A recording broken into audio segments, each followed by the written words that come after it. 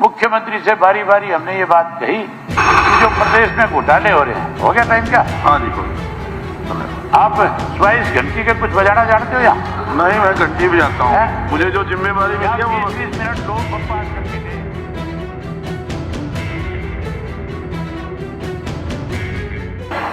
आज इनकी हालत ऐसी है कि बिना सुरक्षा के ना तो इनका चीफ मिनिस्टर कहीं जनसम्मान में जा सकता है, ना डिप्टी चीफ मिनिस्टर जा सकता।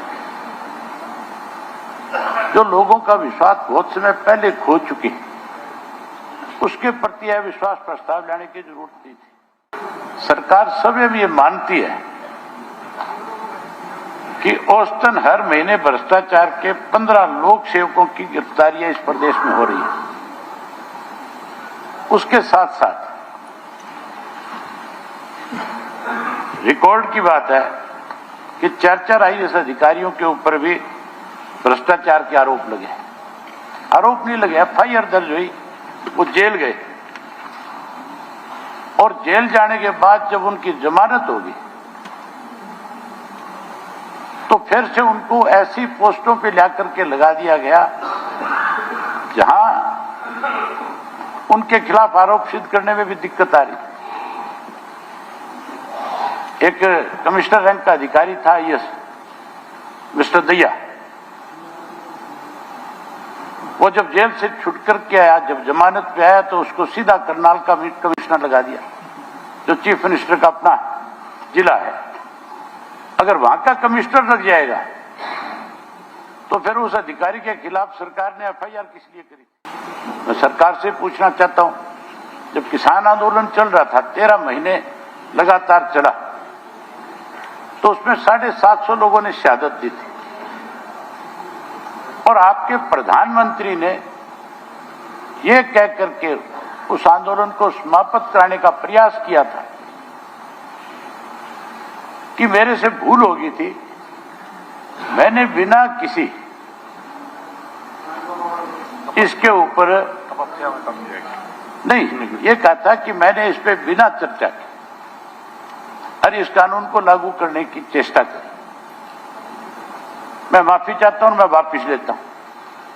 वो वापसी इसलिए हुई थी कि 750 किसानों ने शहादत दे दी थी और किसानों ने वहां यह कह दिया था कि 750 तो कोई संख्या नहीं है, जब तक ये काले कानून वापिस नहीं हो जाएंगे हम किसी भी कीमत के ऊपर इस आंदोलन को छोड़ करके घर वापसी नहीं करेंगे। मजबूर होकर के आप लोगों को वो आंदोलन वापस लेना पड़ा।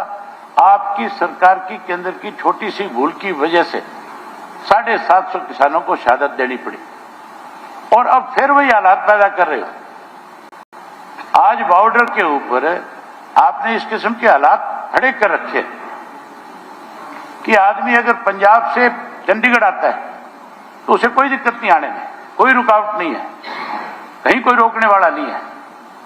अगर मैं हरियाणा से चंडीगढ़ में आता हूं तो मुझे हरियाणा के अंदर भी 10 जगह के ऊपर बैरियर पे चेकिंग करवानी पड़ती है। जगह जगह मुझे पूछा जाता है कि कहां जा रहे हो, किस लिए जा रहे हो। जो आपका अन्नदाता है, जिसको आप कहते हो कि इसकी वजह से पूरे देश का सम्मान है, जिसने आपको कोरोना काल के अंदर यह साबित करके दिखा दिया था कि अगर आज किसान ना होता इस देश का तो यह देश खत्म हो जाता। आज उस किसान को फिर से आपने उन्हीं परिस्थितियों में लाकर के खड़ा कर दिया, इस तरह के बैरिकेड्स लगा दिए कि किसान आज जो है हरियाणा को अपने आप को यह मानता है कि तू तो कहीं पाकिस्तान के बॉर्डर पे बैठा है। आज फिर हालात आपकी सरकार की गलत नीतियों की वजह से खराब हुए। जहां तक आपने गुणगान किए कि हमने ये किया वो किया, आपने किए 24 से ज्यादा घोटाले इस प्रदेश के अंदर और हमने बारी बारी उन घोटालों का जिक्र आपके सामने किया। मुख्यमंत्री से बारी बारी हमने ये बात कही कि जो प्रदेश में घोटाले हो रहे हैं, हो गया टाइम क्या? हाँ जी, हो गया। आप 22 घंटी के कुछ बजाना जानते हो या नहीं? मैं घंटी भी जाता हूँ। मुझे जो जिम्मेवारी मिली है वो 20 मिनट लोग बकवास करके गए हैं। देखो ये फालतू की बात नहीं, फालतू नहीं है, ये सही बात है। कोई बकवास नहीं करके गया, बकवास नहीं करके गया। जो बात मैं कह रहा हूँ उससे तकलीफ होती है, उसको सुन नहीं सकते। नहीं। और जो अनर्गल बोल रहे थे, बैठ जाइए, जो मर्जी है जो कह रहे थे, बैठ जाइए, आप बैठ जाइए।